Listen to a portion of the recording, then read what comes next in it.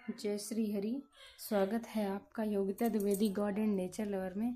आज हम सुनेंगे अत्यंत पुण्यदायी कमला एकादशी या पद्मिनी एकादशी की पावन कथा, जिसका वर्णन स्वयं भगवान विष्णु ने किया है।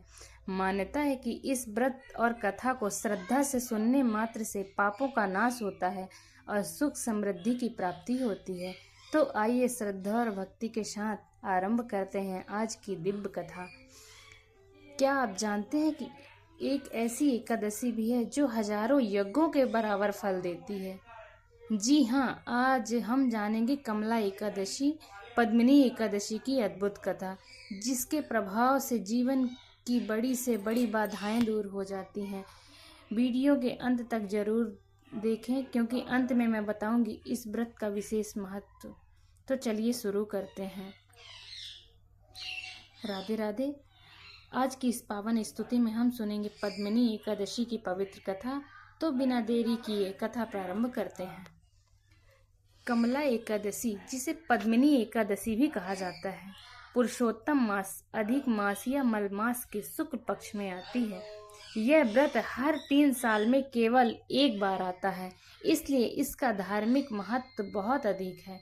इस व्रत के करने से भगवान विष्णु और माता लक्ष्मी की विशेष कृपा प्राप्त होती है। कमला पद्मिनी एकादशी व्रत कथा। पद्म पुराण के अनुसार त्रेता युग में महिष्मती नगरी में कृतवीर नाम की एक परम प्रतापी राजा राज करते थे। राजा की 1000 रानियां थीं, लेकिन किसी से भी उन्हें संतान की प्राप्ति नहीं हुई थी। संतान न होने के कारण राजा और उनकी रानियां अत्यंत दुखी रहती थी। संतान प्राप्ति की इच्छा से राजा कृतवीर अपनी पत्नियों के साथ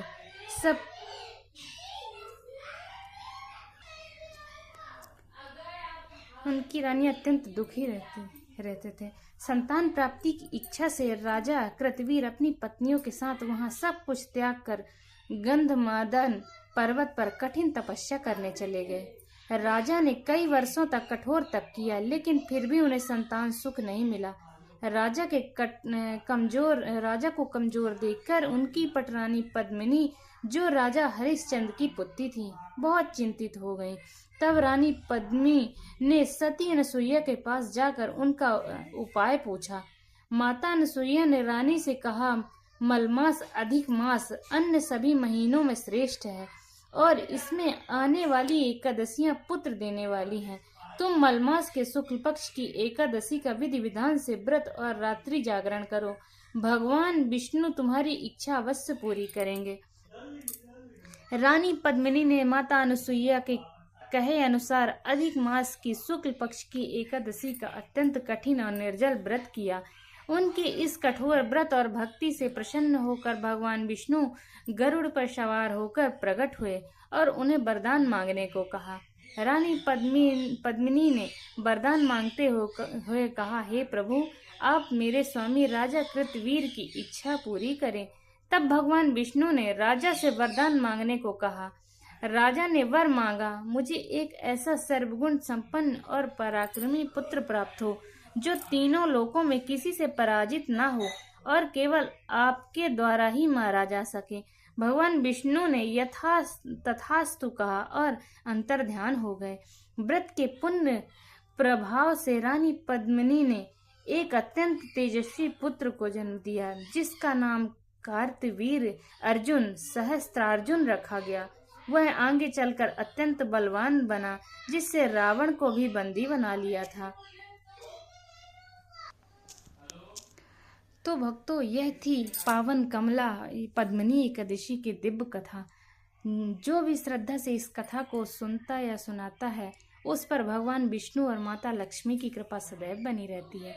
यदि आपको यह कथा पसंद आई हो तो वीडियो को लाइक करें, शेयर करें और हमारे चैनल को सब्सक्राइब जरूर करें। जय श्री हरि।